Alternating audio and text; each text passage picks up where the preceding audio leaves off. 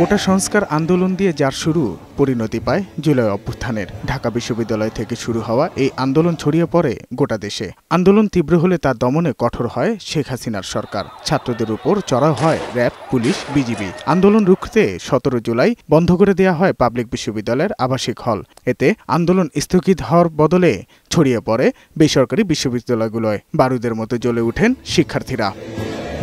সেই সময়ের উত্তরা ছিল দুর্বার আন্দোলনের এক অনন্য উদাহরণ। সেখানেই মীর মাহফুজুর রহমান মুগ্ধ গুলিবিদ্ধ হয়ে প্রাণ হারান। এরপর বেসরকারি বিশ্ববিদ্যালয়ের শিক্ষার্থীদের নেতৃত্বে বাড্ডা, রামপুরা সহ রাজধানীর বিভিন্ন এলাকায় আন্দোলন তীব্র হয়ে ওঠে। সবচেয়ে চাঞ্চল্যকর ঘটনা ঘটে মিরুল বাড্ডা এলাকায়। কানাডান ইউনিভার্সিটি অব বাংলাদেশের আশেপাশে র্যাবের হেলিকপ্টার থেকে আন্দোলনরত শিক্ষার্থীদের লক্ষ্য করে ছোড়া হয় টিয়ার গ্যাস ও সাউন্ড গ্রেনেড। তবুও বুক চিতিয়ে দাঁড়িয়েছিলেন নর্থ সাউথ, ব্র্যাক, ইন্ডিপেন্ডেন্ট, ইউআইইউ, ইউল্যাবের শিক্ষার্থীরা। আন্দোলনে তাদের সম্পৃক্ততা ছাড়া জুলাই অভ্যুত্থানের সফলতা এত দ্রুত আসত না, ফ্যাসিস্ট সরকারের পতনও হতো না, এমনটাই দাবি বেসরকারি বিশ্ববিদ্যালয়ের শিক্ষার্থীদের। 17 জুলাই যখন পাবলিক ভার্সিটি হলগুলো বন্ধ করে দিয়েছে এবং তখন গণহত্যা চালানো হয়েছিল, তখন আন্দোলন একদম নিবু পর্যায়ে।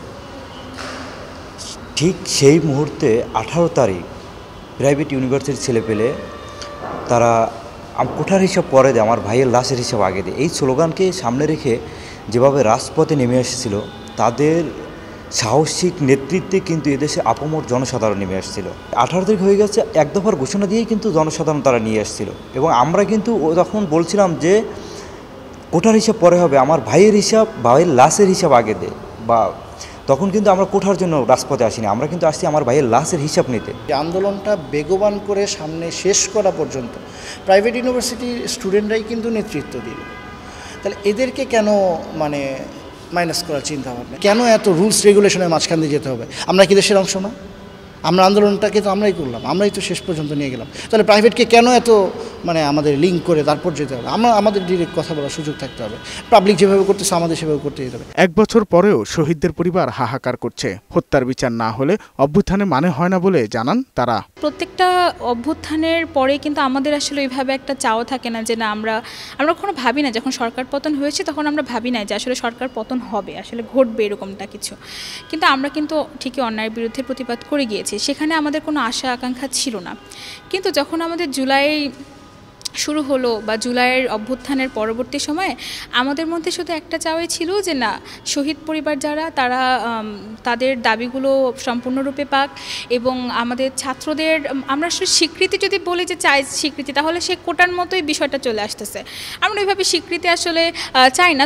এই যে এত রক্তের জমাট, এই রক্তের বদলা নেওয়ার জন্য কিন্তু আমরা সরকারের পতন ঘটিয়েছি।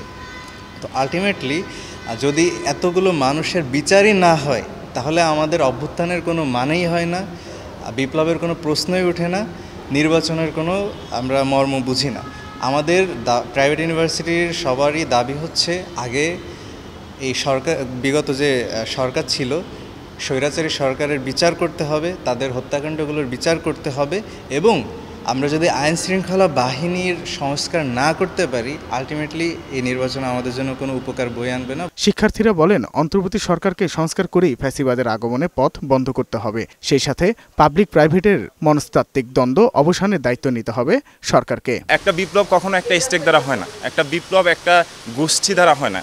অনেকগুলো গোষ্ঠী যখন একটা ঐক্যমতের জায়গায় আসে তখন একটা বিপ্লব সংগঠিত হয়। তো সেই জায়গা থেকে এখন আমাদের এটা অবসান হওয়া উচিত, কারণ এই সুযোগটা আমরা এই জুলাই স্পিরিটটাকে নষ্ট করতে দিতে চাই না। এই সুযোগটা যখন আমরা এই আওয়ামী লীগ দোসরদের দিব, তখন আসলে এরা উৎপত্তি আছে এই সুযোগটা পাওয়ার জন্য। সো আমরা চাই যে প্রাইভেট ভার্সিটি স্টুডেন্টরা চাই যে আমরা এখনও সেই ঐক্যের জায়গায় থাকি, সেটার জন্য কাজ সরকারকেই করতে হবে। এই সরকার তো কোনো সাধারণ সরকার না বা তত্ত্বাবধায়ক সরকার না, এটা বিশেষ প্রেক্ষাপটে তৈরি বিশেষ সরকার।